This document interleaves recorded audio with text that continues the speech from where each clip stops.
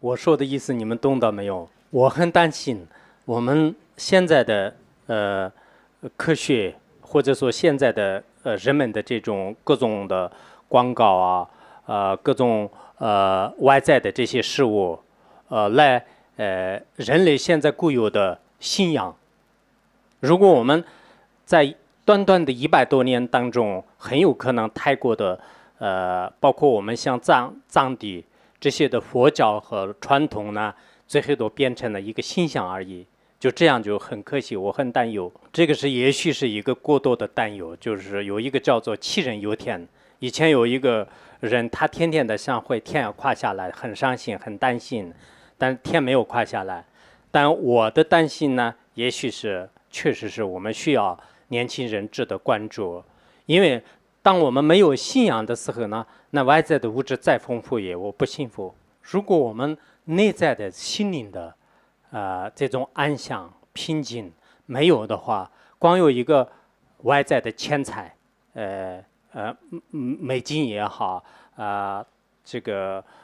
其他的这个金钱越来越多不一定快乐。我们经常看到高级的一些宾馆里面的人呢都没有微笑，而在山上的一些平民或者说是在寂静的寺院附近的这些人呢，经常有笑声。你们很多年轻人认为以后我有很多很多钱很开心的，但是你的钱越来越多，你是越来越痛苦的。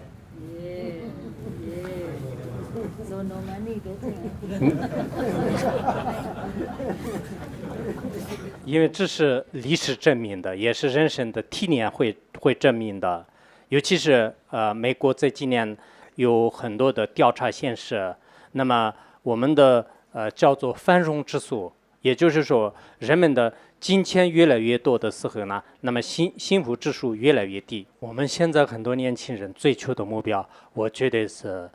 并不是很到位，因为他们的眼里就只有金钱、地位、名声才会人生是有意义的，但实际上不是这样的。我们的人生呢，一定需要有一种自己的修养、自己的道德、自己的这种利他心，只有这样才能我们的人生就变得更加完美。你们很多泰国人认为泰囧对你们带来这个经济的利益，女友的开发，应该全国上下的人们很感谢，但实际上这样的这种意愿呢，是对你们来讲好还是坏，很难说的。我很担心我们藏地呢也有一个叫做是藏囧，就是如果跟藏地也来了这样的话呢，有不断的女友不断的开发，最后呢所有的文化都没有了的时候呢，那不知道寻找谁。因为现在我所在的寺院，所在的在青藏高原呢，还有一些广阔平坦的草原、森林、矿物，还有很多很多的资源，尤其是人们的这种微笑和信仰。通过旅游和开发，就是也许我们钱很多，但是如果内心不快乐，钱没有用。很多年轻人未来的使命就是掌握在你们手里，但是我们也是很无奈，因为我们卷入了时代的浪潮当中。因为21世纪的这个时代的浪潮，它的力量非常大，所以我们极少数人即使发现，也不一定有阻碍的能力。我们认为是新的东西对我们来讲不可缺少，但是我们也不能忘记旧的东西对我们来讲更有意义。我们认为外境的财物，外面的这种财物对我们来讲很有用，但我们也不能忘记我们内心的安静对我们来说更重要。我们认为科技的发明对我们来讲很重要，但我们也不能